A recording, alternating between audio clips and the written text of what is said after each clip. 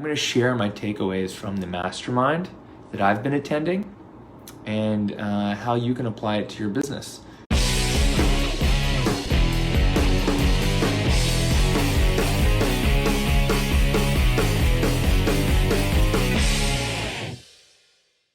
I've been attending my own mastermind, the Empire Mastermind, with my coach Bedros Koulian and Craig Ballantyne. It's been amazing. I haven't even processed all the information yet, and that's what I'm doing. I'm sitting here going, what are my things? You may have some of these problems, you may not. But what I hopefully will do is help you fix something in your business and inspire you to take some action and give you a path to making it work for you.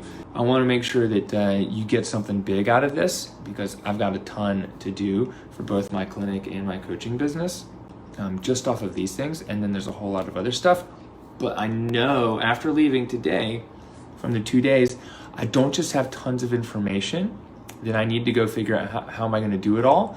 I know the one thing that I need to focus on to achieve my goals over the next 90 days before my next mastermind in January. So that's the big thing about the mastermind and having a coach and finishing up with a hot seat is I know exactly what I need to be doing and I know the big levers I need to move. So here we go. Number one, in no particular order, right? Fix your sales problem before you buy more leads.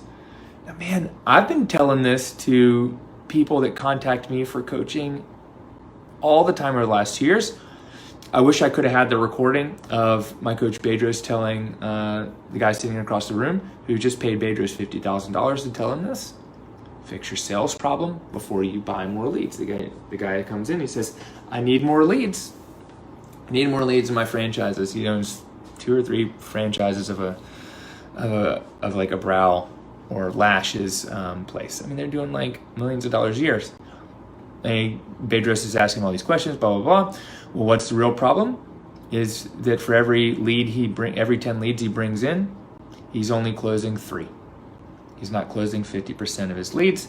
Well, what's the real problem is the people who are working at the front, who are making minimum wage, are the ones that are doing the sales, not the people that are being actually paid more to provide the service, who actually make money per service, are doing the sales. So he had a sales problem. So why would you ever drive more leads and buy more traffic if you can't convert over 50% of your leads and prospects? Number 2, how you operate during a great economy is different than how you operate during a shitty economy.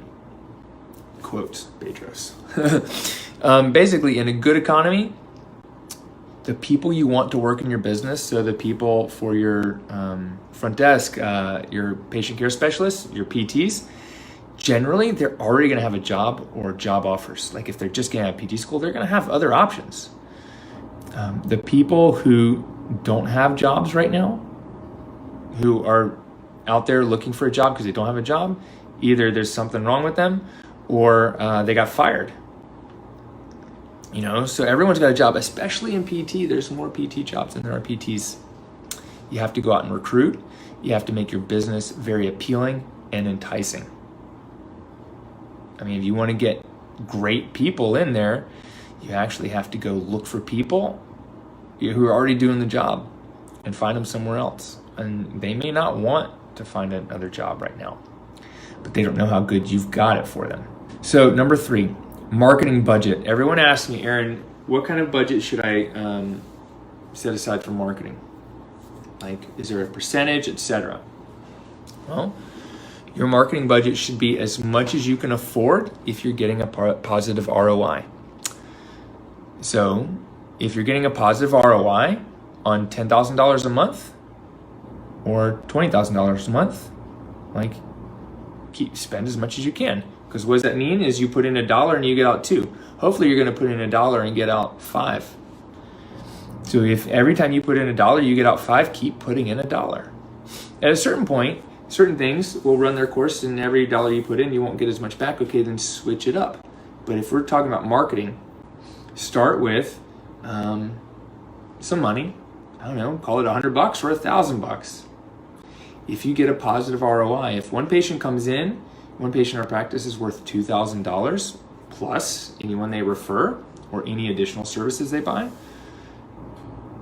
If I spend $1,000 to get $2,000, that's a positive ROI. You getting this? So if it costs me $10 a lead on Facebook to get 2,000 in, plus I got to pay my physical therapist and I got to pay my front desk, I mean, whatever, I'm still under $150 for that one person. But then I got to pay each treatment. But can I get a positive ROI? The problem is most people don't measure or track their ROI. They don't track it. You've got to track the people that come in the door. You've got to track your Facebook ads. You've got to track your marketing, your leads. You got to track everybody. Track everything. Track them so you know, if I spend money, am I getting it back? Your ROI may not show up until 3 months or 6 months later. Everyone's looking for an immediate, like as in tomorrow or the next day, ROI. You might not get an ROI for 30 days, 3 months, or 3 years, but if you're tracking it, you'll know it. Number 4, smart entrepreneurs do not procrastinate. Procrastination is for college, grad school.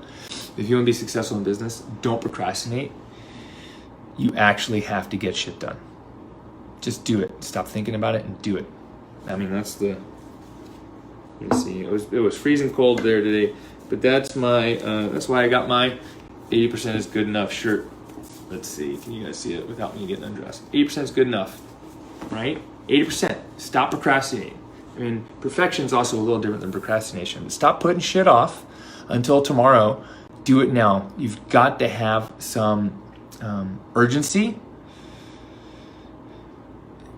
Otherwise you're not going to be successful. If you've got it too good, if you're making too much in your job and things are too easy, then there's no urgency. You don't have a need. Your back needs to be against the wall. Put your back against the wall. Figure out, are you going to sink or swim? Jump in the damn pool. Figure out how to swim. Sometimes you just need a little help and instruction to know which direction to swim, how to do the strokes. There you go. Number 5, customers are a one-time purchase, right? Patients are under your protection. We call clients are under your protection. So there's a difference between customers, someone that just buys something, and people that do business with you. People that do business with you are under your protection. It's your job to protect them, from, the orthopedic surgeon running around with his surgical knife. It's your job to protect them from employees that are trying to sabotage your business. It's your job to protect them from themselves. It's your job to teach them the best way to live their life and how to move properly, how to think about things correctly, how to relax, how to breathe. It's your job. Protect them. Okay? Patients are under your protection as the business owner. Number 6, patient satisfaction is a result of culture. So the culture you create in your business, whether it's you alone or you, one other person, it's your company culture. Starts with you and it trickles down. And patient satisfaction comes from company culture. Is everyone always greeted? You look them in the eye, you greet them by name, you offer them something to drink and sit down rather than walking by and ignoring them, right? That doesn't breed patient satisfaction. So number 7, don't push the panic button. So when something goes wrong, something happens, something fails, something doesn't work out, you just spent $1,000 on Facebook ads in 1 month, in your first month, and you got no new patients for it, don't push the panic button, okay? Smart entrepreneurs don't procrastinate, but they also don't push the panic button. They take a deep breath and they sit back and look around and go, all right, what's going on? What could go better? What needs to change? They don't panic and run around like a chicken with its head cut off and go, right? You got to sit back and think and analyze what's going on. Because just because something's failing now doesn't mean it's not going to work out. Because success is just a series of failures. Failure is not fatal, and failure is an opportunity to learn. There's no reason to panic at all. I've seen it happen. I've seen it happen quite a bit. And people are like, oh my gosh, like bank account, credit card, debt, panic. Just take a deep breath, because There is an easy solution. Sometimes you're just too close to it. You're too deep in the weeds to see it yourself. Number 8, be famous. Okay, be famous to the people that matter. You have to be famous to me. You don't need to invite me to your Facebook businesses page. Like, I don't need to see it. Facebook, if I start liking it, Facebook's going to show it to more people like me, which is physical therapists around the United States, and not people with back pain in your town. Okay, be famous to the people that matter, to your customers. Be famous. You need to be an expert, and you want to be the person that they go to and turn to and they see as the expert. And so build expertise and manufacture your own celebrity. There were a couple guest speakers, and you guys may not know these guys, and that's okay. Lo Silva, one of the things he said about hiring, one of the things about what people buy. Hire for desire, effort, and attitude. So when you're hiring someone, hire people on your staff who have the desire to help you, who want to put in the effort, and they have a great attitude. Everything else is trainable. The skills are trainable. Sales is trainable. Marketing is trainable. Taking out the trash is trainable. Hire for desire, effort, and attitude. And he said, people buy people, not stuff. He's using influencers to sell stuff. But people aren't buying the stuff, they're buying the influencers, they're buying people. So remember, people buy you, so everyone's worried about competition. Oh, the physical therapy down the street. They're not buying physical therapy, they're buying you. In order to get people to buy you, you make yourself famous locally by writing a blog, creating YouTube videos, sharing information on Facebook, teaching. Teach what you know. Teach to the people who need what you got. Interview other people. Just be an expert and resource. So Danny Morell, he spends 80% of his time generating business and 20% of your time servicing it. So if you're a business owner, you want to spend 80% of your time generating business, and the last, so 8 hours, 8 hours and 10 hours, you work a 10-hour day or a 4-hour day.